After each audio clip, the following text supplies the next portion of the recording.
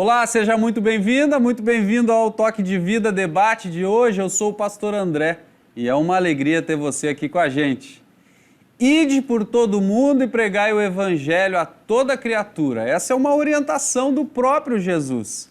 Aprendemos com ele que a notícia da salvação deve ser espalhada pelos cristãos em todo o mundo. Por isso a Igreja de Cristo se preocupa em falar do amor de Deus para aqueles que moram perto ou longe da nossa posição geográfica. É tarefa primordial da igreja fazer a missão, ou seja, tornar o plano de salvação de Deus em Jesus conhecido. Assim, por meio do planejamento, por meio das ofertas e das orações, missionários são enviados a diferentes lugares do globo terrestre para anunciar Cristo para todos. Foi isso que aconteceu com o nosso convidado de hoje, o pastor Carlos Walter Winterle, missionário na África e que vai compartilhar conosco um pouco do seu trabalho no continente africano. Pastor Carlos Winterle, seja muito bem-vindo ao Toque de Vida Debate. É um grande prazer poder recebê-lo aqui para conversar com a gente sobre essa missão importante na África. Satisfação, André. Obrigado pelo convite. Sempre bom falar das boas experiências e oportunidades que Deus nos deu. Nós que agradecemos, pastor Winterle. Eu tenho certeza que você é um pastor conhecido, já foi presidente da Igreja Luterana do Brasil, aqui no Sul, que a sede fica aqui no Sul, e eu sei que muitas pessoas que nos assistem nesse momento já o conhecem. Mas para aqueles que nunca lhe viram, por favor, se apresente, fale um pouquinho da sua trajetória para a gente. Tá bem. Sou santacruzense, depois de aposentado, emérito, voltei para a minha cidade natal. No dia 1º de janeiro, completei 50 anos de ordenação no ministério, e desses 50 anos, a trajetória foi, em poucas palavras, assim: recém-formado, fui mandado para São Paulo para começar uma igreja, plantar uma igreja, na periferia de São Paulo, região de Interlagos, onde hoje tem a Igreja Evangélica Luterana da Paz, pertinho do autódromo.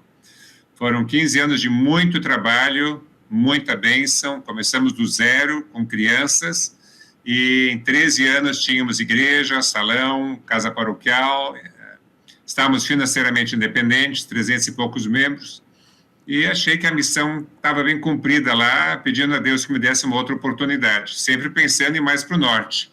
Quando eu ganhei um chamado para vir a Porto Alegre, na comunidade Concórdia de Porto Alegre, onde eu havia estudado por 11 anos no curso de teologia, ainda antes da teologia também, tínhamos internato lá, e voltei às bases, digamos assim, com a pastora Concórdia.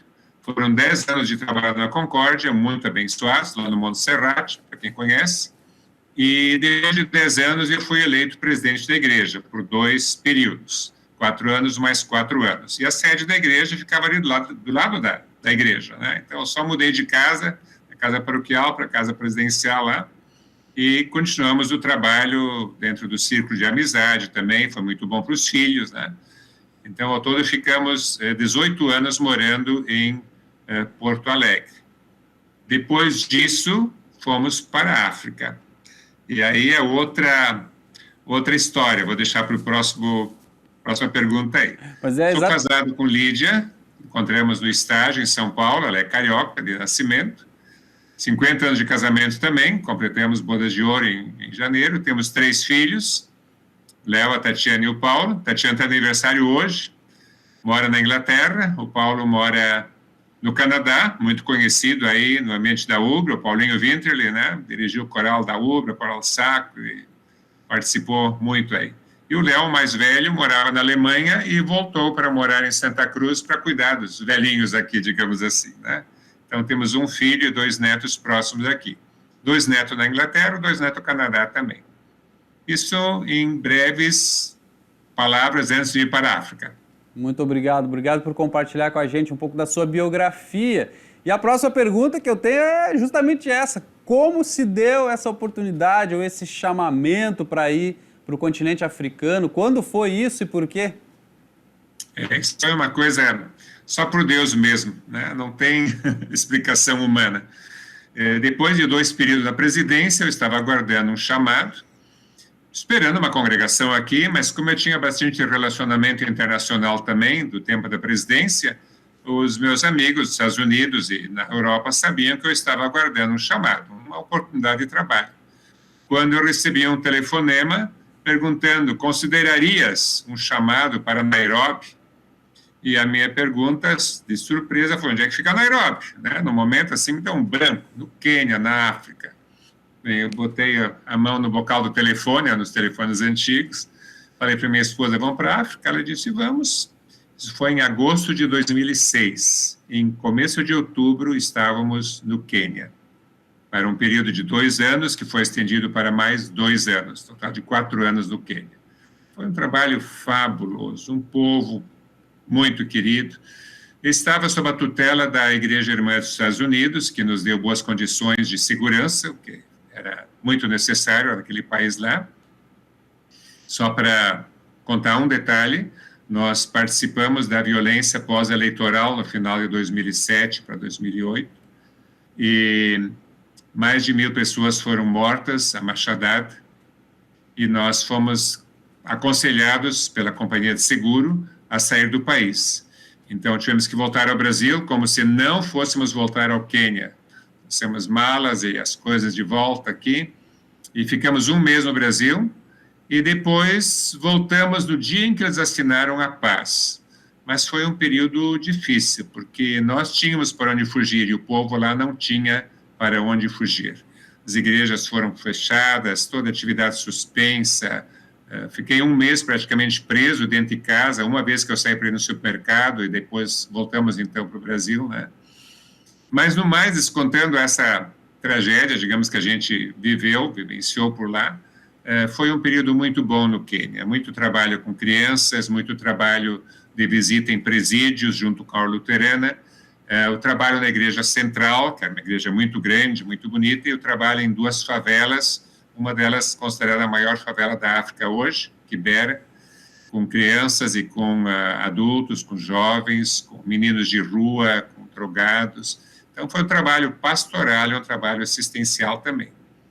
E gostamos tanto da África, tanto por causa do povo, como pela oportunidade que tivemos de conhecer a vida selvagem da África. Fizemos vários safaris, que foi assim, um bônus, né, do trabalho que realizamos lá, que a oração da minha esposa e minha era assim: se Deus quiser, gostaríamos de ficar na África. E daí recebemos um convite para pastorear a congregação na cidade do Cabo, que eu costumo dizer assim, foi a cerejinha no top do sorvete do meu ministério.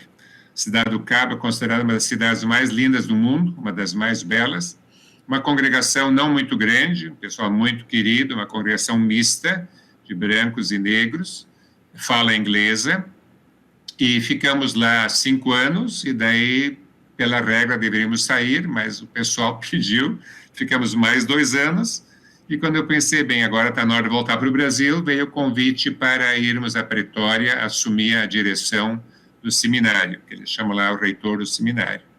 Era um seminário que estava praticamente à falência, tinha alunos de 7 países diferentes, com muitos problemas de relacionamento e várias áreas. Então, minha tarefa foi reconstruir, digamos assim, o seminário na parte acadêmica, na parte teológica, na parte física também, e foi por 13 anos esse contrato. E conseguimos, graças a Deus, restaurar o seminário em todos os sentidos, e o pessoal o conselho administrativo queria renovar o contrato com o seminário, e disse: não, com 70 anos eu acho que está na hora de parar. Eu tenho um problema de saúde também, neuropatia, que prejudica minhas pernas, meus pés, né, perdi o balanço, perdi o equilíbrio. Digo, acho que está na hora de voltar um pouco para o Brasil e trabalhar um pouquinho aqui ainda, compartilhar as experiências. Nós Então, ficamos ficamos 14 anos na África. Estamos 2 anos de volta no Brasil, na minha terrinha aqui em Santa Cruz do Sul. Nós ficamos felizes, e especialmente por poder ouvir de um ministério cheio de desafios, mas também belíssimo. Mas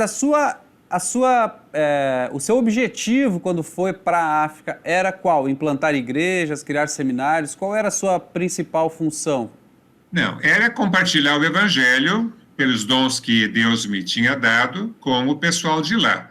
O chamado primeiro que eu recebi lá para o Quênia era pastorear uma congregação internacional no centro de Nairobi, e fala inglês. Isso foi uma dificuldade no início. Eu falava inglês assim, né, cara a cara, mas para pregar dominicalmente, tudo em inglês, foi um desafio bastante grande. Mas Deus abençoe e deu certo. Nairobi é uma cidade cosmopolita, digamos assim, maioria negra, mas tem uma sede da ONU, então vem muita gente para trabalhar na ONU, muitos luteranos também, e pessoas procurando por igreja. Tem uma sede da Federação Luterana Mundial, então vem luteranos de tudo que é lugar do mundo para lá, e todos vinham na igreja onde eu era pastor.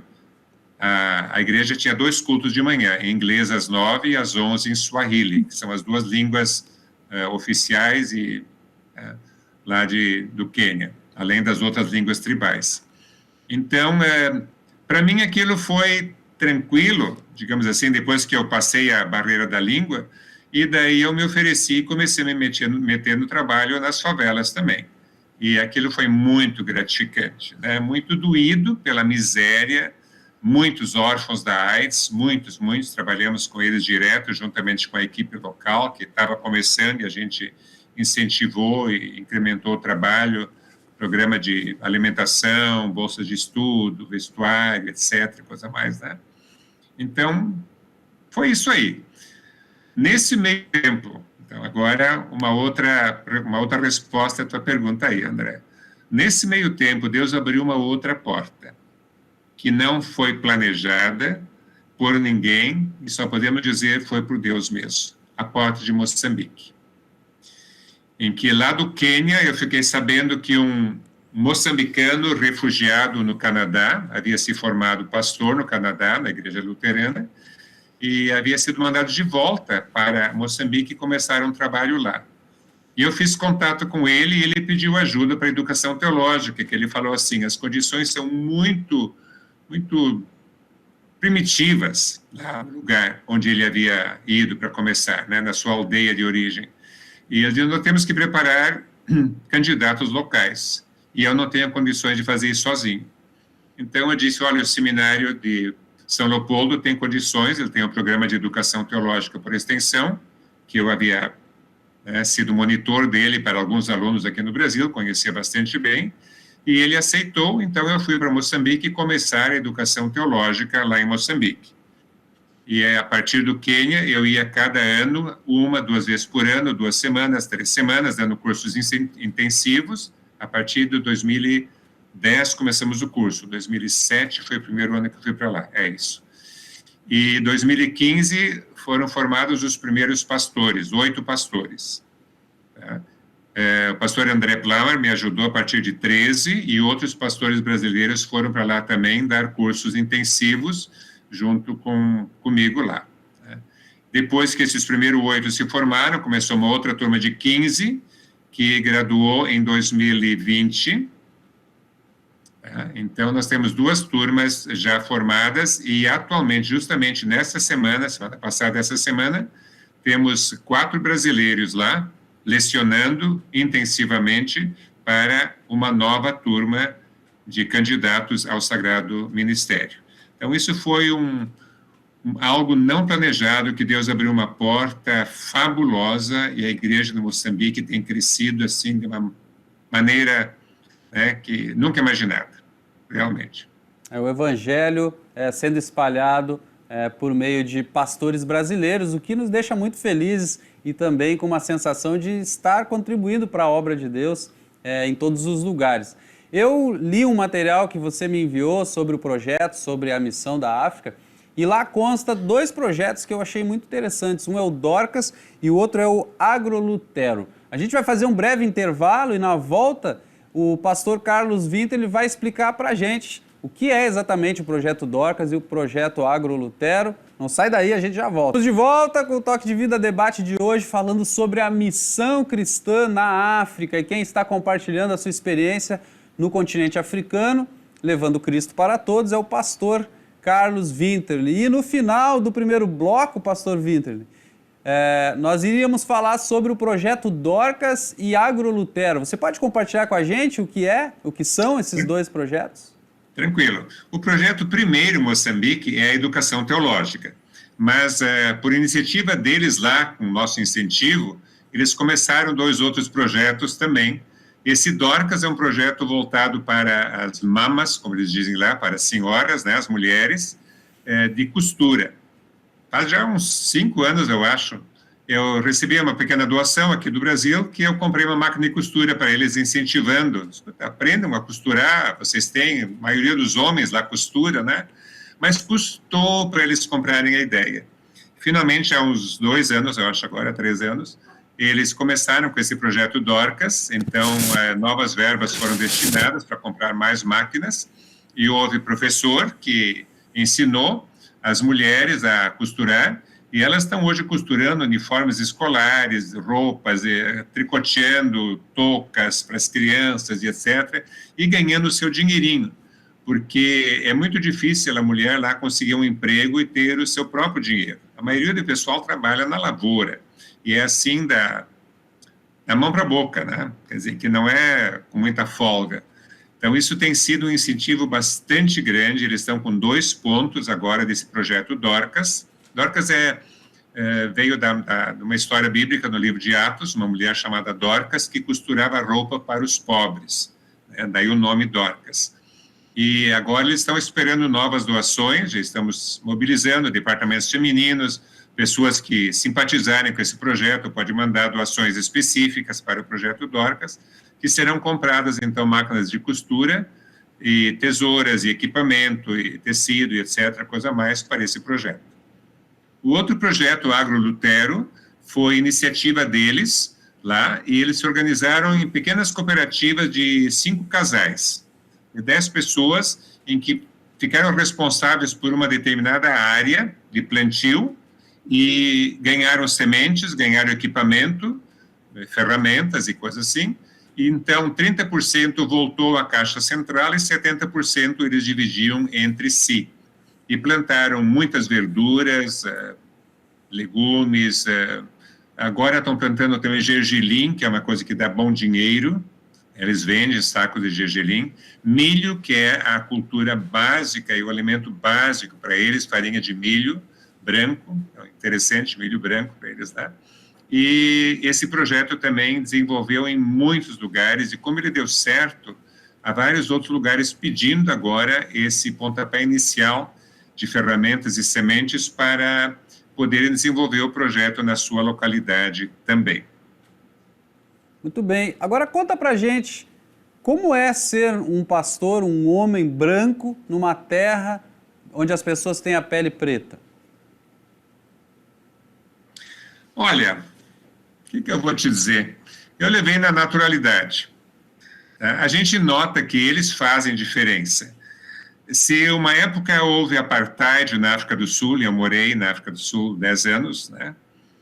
Hoje eu posso dizer um apartheid ao contrário, assim, sabe? O branco é um pouco discriminado, principalmente em termos de emprego, busca de emprego.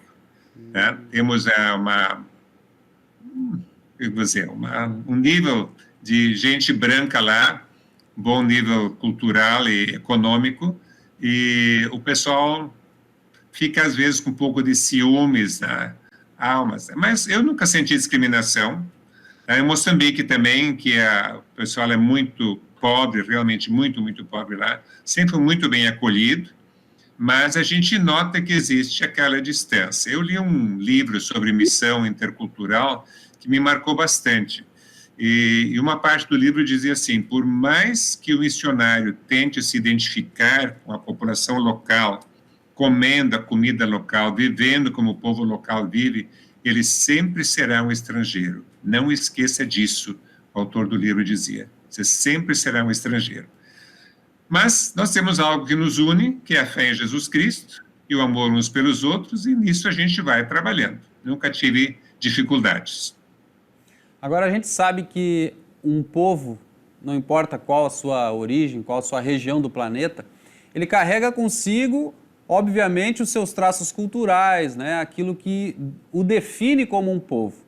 E como é que era essa questão dentro da vida da igreja, a cultura do povo africano, dentro do culto? Você pode compartilhar com a gente um pouco ou algumas curiosidades sobre isso?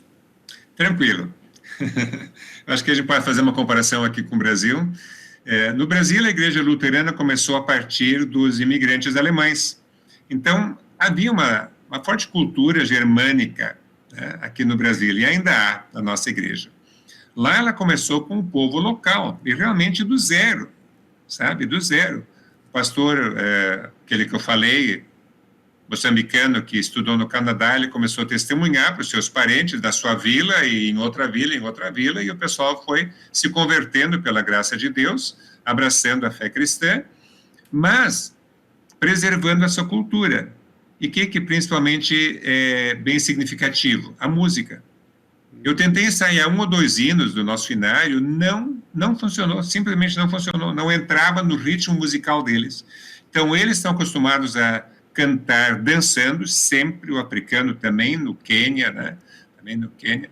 Ele não sabe cantar sem dançar e bater palmas, ao ritmo de tambores e outros instrumentos de percussão, e nós deixamos, perguntando sempre o que eles estavam cantando, porque a língua lá no Moçambique, principalmente, a língua onde nós trabalhamos é a xicena. Eles falam português, era uma colônia portuguesa, mas muita gente ainda não fala português. O pessoal mais simples precisa sempre ser traduzido, ou os pastores locais pregam na língua local. Então, a grande característica cultural da nossa igreja luterana em Moçambique é a parte musical, que é muito animada, muito bonita, né? Empolga, realmente empolga. E não podemos tirar essa parte cultural deles, querendo impor uma cultura brasileira ou germânica, alguma coisa assim, de jeito nenhum. Cabe a nós lembrarmos que na Bíblia a cultura das pessoas, tanto no Antigo Testamento quanto no Novo Testamento, fazia parte da adoração, né? E com a Reforma Protestante isso foi reforçado pelo próprio Lutero, que ressignificou o papel do canto, por exemplo, e da música na própria liturgia da igreja. Pastor Winterle, sabemos que os frutos da fé e do trabalho aqui entre as pessoas, o trabalho da igreja entre as pessoas, ele só será conhecido na eternidade. Mas na sua observação, na sua experiência, você poderia descrever para nós alguns frutos que você percebeu da sua missão lá na África? Sim, olha, talvez um pouquinho de estatística. Quando o pastor fundador começou lá, começou do zero. Tá? Então, quando houve a primeira formatura, em 2015, havia 1.000, redondo assim, 1.000 membros luteranos, em 10 congregações. Tá? 2 anos depois, já havia uns 8.000. Hoje, são mais de 40.000 membros luteranos. São mais ou menos 9.000 famílias, espalhados em vários lugares, várias outras províncias. Província lá é um estado, né? Então, não só na província em que nós começamos lá, mas em várias outras províncias, inclusive na capital, Maputo. Moçambique é um país comprido, bem comprido, e nós trabalhamos no centro do país. Então, a partir do centro, fomos para o sul, a capital, e estamos indo mais para o norte também. Não atingimos o norte, bem norte, onde tem muito problema lá, inclusive pessoas cristãs sendo mortas por radicais islâmicos, né? Não chegamos naquele ponto ainda lá, mas pretendemos ir um dia lá. Então, estatisticamente, podemos mostrar como Deus está abençoando o crescimento, a sua palavra, os sacramentos e a alegria daquele povo ao ouvir que eles são salvos pela graça, pela fé em Jesus Cristo.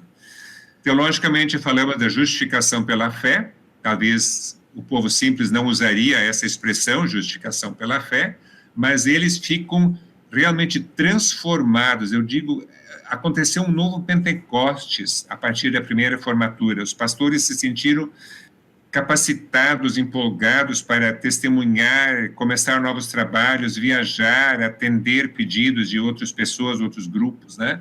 E realmente testemunhar a palavra de Jesus Cristo, que é de graça e não precisa ser comprada, como a maioria das outras igrejas ou as religiões tradicionais ensinam lá. Se querem saber de uma coisa bem chocante, a mudança, ainda em algumas regiões havia sacrifício de criança para ficar rico, para ter saúde, para ter água, né? Essa era a religião, ou é a religião tradicional que ainda existe por lá. E vindo o Evangelho Salvador de Jesus Cristo, mostrou para aquelas pessoas que elas não precisam sacrificar nada, muito menos crianças, mas Jesus fez o sacrifício por elas. E por isso elas são salvas mediante a fé, por graça divina. E isso transforma vidas, transforma pessoas, transforma lugares. As pessoas se sentem mais alegres, mais responsáveis no trabalho e na responsabilidade com a família. Que coisa boa poder ouvi-lo reforçar essa notícia maravilhosa que é a salvação pela graça, que foi e continua sendo tão importante lá na África, mas especialmente aqui, para todas as pessoas que nos ouvem, que nos assistem, saber que Jesus é o mesmo em qualquer lugar do mundo. Jesus morreu por todas as pessoas. Muito obrigado por compartilhar isso e nos reforçar essa fé que temos na salvação pela graça de Deus. Agora, qual é o futuro da missão lá na África? Já que agora o pastor Winter não está mais lá, o que ficou, o que ainda tem de desafio pela frente? Tem muito desafio, o trabalho continua.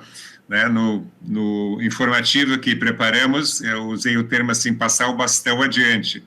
O pastor André, que me acompanhou desde 2013, está lá agora, vai continuar trabalhando. O pastor Ayrton está assumindo a coordenação. Eu ainda estou disponível para o que for necessário. Por bem, graças à tecnologia, o Moçambique tem acesso ao WhatsApp, então a gente conversa, também tem internet, né? Então e-mail e assim por diante. Então, a gente recebe muita informação de lá, fotografias e videozinhos, etc., que ajuda a divulgar aqui no Brasil o que está acontecendo por lá. Em termos de África, vamos falar agora África, é um dos continentes em que a igreja luterana mais está crescendo. Na Etiópia, onde a nossa igreja luterana do Brasil mandou 2 professores para o seminário da Etiópia, há uma igreja de aproximadamente 9 milhões de pessoas. É a maior igreja luterana do mundo, na Etiópia. Madagascar deve estar hoje com 4 para 5 milhões de luteranos. A Tanzânia deve ter mais do que 5, 6 milhões de luteranos. Então, isso é uma coisa impressionante quando igrejas luteranas na Europa e Estados Unidos estão definhando. Na África, elas estão crescendo assustadoramente, se a gente quer usar esse termo assim. Tá? E Moçambique está seguindo esse exemplo. Né? Está crescendo muito realmente e pedimos a Deus que continue abençoando para esse crescimento. Muito bem. E o nosso telespectador, se quiser ajudar a missão da África, além de orar pelo trabalho, pelas pessoas que vivem e trabalham em prol do Evangelho, lá no continente africano, as nossas orações certamente são uma bênção para todas as pessoas, especialmente nessa missão. Mas e se aquela pessoa que está nos assistindo agora quiser ajudar financeiramente, materialmente a missão na África, como é que faz? Sim, a IELB, a Igreja Evangélica Luterana do Brasil, tem uma conta específica, né? Pode ser por Pix, vai aparecer na tela aí, eu vou dizer ele 2 vezes aqui, se alguém quiser anotar. Pega a caneta, pega lápis, um papel aí, e todas essas doações são para a educação teológica e os projetos de assistência social lá em Moçambique. Esses 2 trabalhos andam lado a lado na missão lá. Vamos lá, no Pix, 92-990-002-001-12. De novo, 92-990-002-0001-12. Mas tem que sempre botar doação para Moçambique.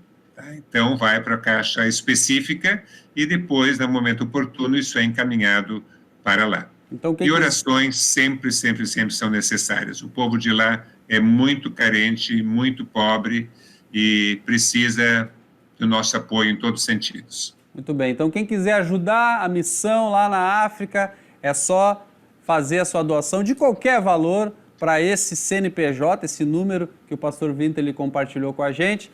Pastor Winterle, Nossa gratidão, louvamos a Deus por sua vida, por seu ministério, pelo trabalho que você fez, por ter sido esse instrumento de Deus na vida de muitas pessoas aqui no Brasil, mas também fora do Brasil. Rogamos as mais ricas bênçãos de Deus sobre você e sua família e também pedimos que Deus abençoe a todos que nos acompanharam até aqui. O Toque de Vida Debate de hoje fica por aqui. Se você quiser mandar uma mensagem para a gente, se quiser mandar uma dúvida, uma pergunta para o Pastor Winterle, é só nos seguir nas redes sociais, o @ubrapastoral, e a gente vai ter o maior prazer de lhe atender, lhe ouvir e ajudar naquilo que for preciso e que estiver ao nosso alcance. Um grande abraço, que Deus faça de você uma bênção por onde você andar e até o próximo Toque de Vida Debate. Tchau!